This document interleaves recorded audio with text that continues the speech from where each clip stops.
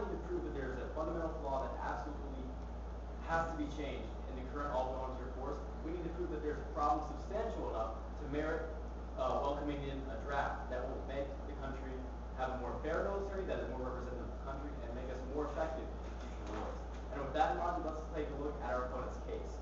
First, they speak about how a military draft would be unfair to the populace. And they say this because they say that right now, men and women are equals on the battlefield. But as we all know, men and women aren't currently equals on the battlefield, as women cannot serve in frontline combat positions. They are delegated to support roles. And currently, they simply don't enjoy the same benefits as men, and they are not allowed to put their lives at risk in the same way as men are. So what we're seeing is that the current system is unfair, and that the draft will only ameliorate things. Furthermore, they were talking about the don't ask, don't tell policy. However, that changes nothing under a draft. The policy exists whether you have a draft or not. And we're seeing that they prove no substantial harm in including a draft. Nothing will change. As for people being well-connected and avoiding the draft, we see that currently the rich already do this. Now, as Ben Schriffen from the Harvard University Law Review points out, already we see that minorities disproportionately are represented in the military, as well as the middle class being the dominating factor in the military. This means that the rich already largely avoid the draft, but under a draft, under Charlie Rangel's plan that is currently being proposed in Congress, we see that there will be no draft exemptions. This closes all the loopholes that would be present under drafts such as Vietnam, Korea, or World War II.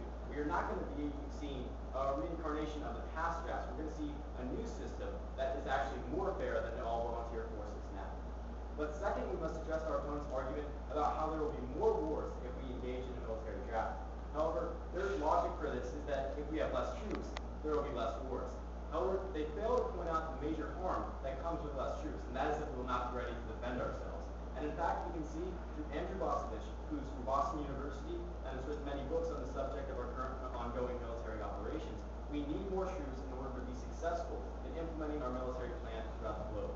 Nation building has become an essential force in fighting terrorism and also keeping our homeland safe. In order to continue to be successful in these military operations, we have to have more troops. That is what Andrew Bosovich says. That is what all our senior military leaders are saying. Stepping up recruiting is simply not enough. As we can see, the military has already lowered its recruiting goals each month in order to meet demand, in order to help for public relations. The fact is, we need more troops in order to really address the problem that our military is not sufficient right now. As the Cato Institute of February 2007 pointed out, they say that we can actually win the war in Iraq conclusively in under 2 years if we would be able to double the number of troops. Now, this sounds like a lot, but when we're talking about support staff and we're talking about roles that civilians right now can take 6 months or less to fill, this is not that big of a burden. The fact is, we need more troops, and that is why this argument is not applicable to the resolution.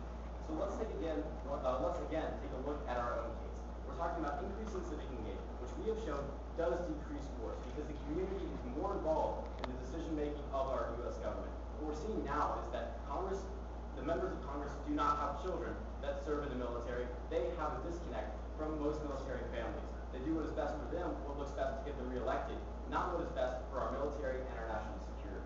And that is our second argument. We will improve national security, and for all these reasons, we must ask for a pro-gun.